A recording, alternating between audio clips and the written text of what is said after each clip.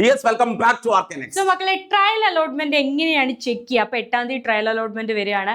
എങ്ങനെയാണ് ഇത് പരിശോധിക്കുക എന്നുള്ള ഡൗട്ട് നിങ്ങൾക്ക് കാണും. അത് ക്ലിയർ ആയിട്ട് പറയാം. അതിനു മുമ്പ് നിങ്ങൾ ആദ്യമായിട്ടാണ് ചാനൽ കാണുന്നതെങ്കിൽ ഫോളോ ചെയ്യുക. അലോട്ട്മെന്റ് ആയിട്ട് ബന്ധപ്പെട്ട എല്ലാ കാര്യങ്ങളും first, second, third, India supplementary എല്ലാ കാര്യങ്ങളും നമ്മൾ അപ് ടു ഡേറ്റ് ആയിട്ട് ചാനൽ തന്നുകൊണ്ടിരിക്കും. സബ്സ്ക്രൈബ് ചെയ്യാത്ര മറന്നു പോവാതെ സബ്സ്ക്രൈബ് ചെയ്തു.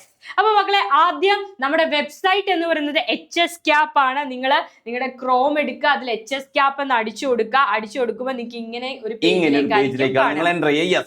ഈ ഒരു പേജിൽ നിങ്ങൾക്ക് കാൻഡിഡേറ്റ് ലോഗിൻ കാണാം.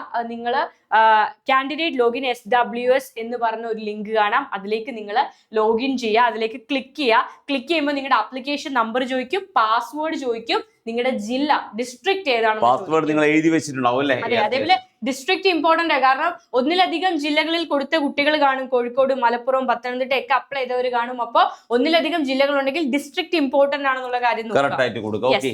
അവിടെ ട്രയൽ റിസൾട്ട്സ് എന്നൊരു ലിങ്ക് കാണും. ആ ലിങ്കിൽ ക്ലിക്ക് ചെയ്താൽ നിങ്ങൾക്ക് ഫലം പരിശോധിക്കാവുന്നതാണ്. ലിങ്ക് ആക്റ്റീവ് ആയാൽ ഉടനെ നമ്മളത് ലൈവായിട്ട് കാണിച്ചു തരും. എങ്ങനെയാണ് ചെയ്യാന്നുള്ള വ്യക്തമായിട്ട് ലൈവായിട്ട് നിങ്ങൾക്ക് കാണിച്ചു തരും. ഇപ്പൊ നിങ്ങൾക്ക് ജസ്റ്റ് നിങ്ങൾക്ക് പറയാൻ മാത്രമേ പറ്റുള്ളൂ. അപ്പൊ ഏകദേശം അതിൽ കിട്ടില്ല. HS CAP കയറുക, കാൻഡിഡേറ്റ് ലോഗിൻ ആപ്ലിക്കേഷൻ നമ്പറും നിങ്ങളെ പാസ്വേഡും കൊടുക്കുക, ഡിസ്ട്രിക്റ്റും കൊടുക്കുക, ട്രയൽ റിസൾട്ട് നോക്കുക. ഒന്നിലധികം ജില്ലകളിൽ അപ്ലൈ ചെയ്തവർ എല്ലാ ജില്ലയിലെയും സാധ്യതകൾ നോക്കുക. നിങ്ങൾക്ക് എഡിറ്റ് ചെയ്യാനുള്ള ഓപ്ഷൻ ഉണ്ട്.